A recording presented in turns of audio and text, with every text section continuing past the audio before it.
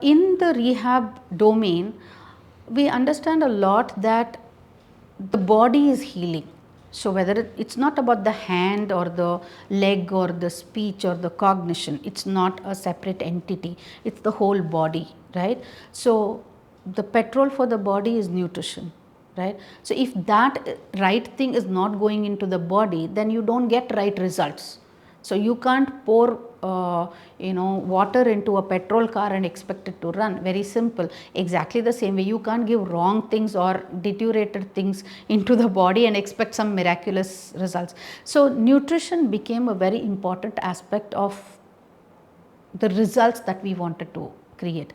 Now, when in the ICU or in a very acute situation, when we are taking care of the patient, the physiotherapist or the occupation therapist do a very passive activity.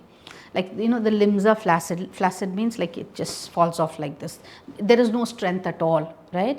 Now, over a period, so very passively, the therapist is doing all the activity of the hand or the leg. So there is no effort from the patient side, right? But over a period of time, as they start improving, the muscle bulk will start improving.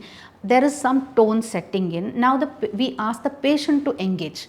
We tell them, okay, try and lift, try and move your fingers, try and move your leg, try and fold it, try and extend it. These are the things. So the participation of the patient comes in. Now if they want to participate and you want to do a full 1 hour of therapy, the patient has to have that energy to participate. So that is where the nutrition becomes very, very important. So building the endurance is through nutrition.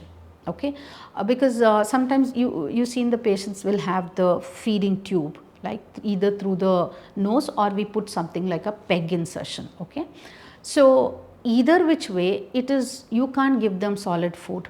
It is liquid. Now you can't overdo on the liquid food because you can't give 500 ml of whatever at one shot, because then that can regurgitate, because volume, right, it fills up, so it will come out. So we don't want it to regurgitate. So somewhere about 200 250 ml is what we titrate and we give the patient. So it has to be frequent feeds. So every 2 hours feeds are given. So if you give only ganji and soups and juices, it has only that much which can activate it. To build it up, we have to add nutritional supplements. So it could be some of the available nutrients which are available in the market.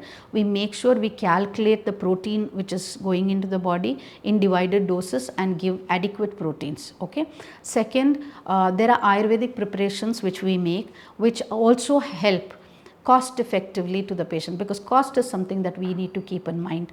So that is helpful. So when we balance this nutrients to the patient and it is given over a period of the whole day, it actually builds up the endurance. So we have seen the results of patients whom we've supplemented with the nutrition.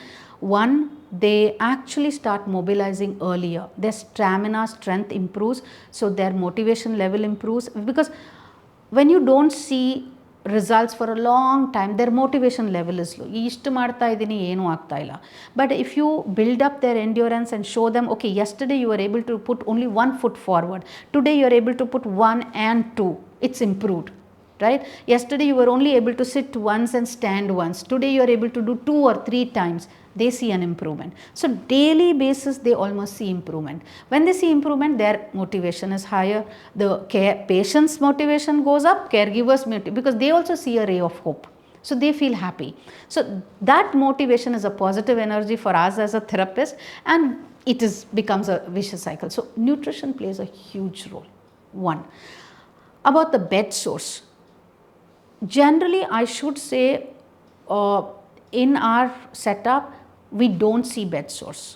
Meaning to say, the Bedsores don't get created, right? Because nutrition is taken care of, position change is taken care of very, very meticulously. We have charts which we are following, and everything is taken care of. So, but yes, we do have Bedsores in the hospital situation where patients are moved from other premises, either from a different hospital or they are at home for a long period of time and they have not taken care of. I mean, general public don't know too much about it, so they wouldn't have taken care of it, so they come with a sore.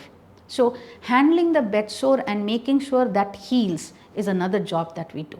Okay, so but in the last 10 years, my experience has been The moment you put them onto the good nutritional supplement, you change positions regularly and make sure it's called a pressure sore. Bed sore is pressure. Why? There is pressure given in one place continuously, because the patient is not able to move on his own or her own. So obviously because of the pressure, the sore is created. So we release the pressure by changing the position, turning to the right, turning to the left very frequently.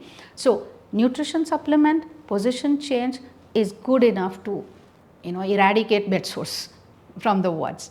That has been happening very consistently.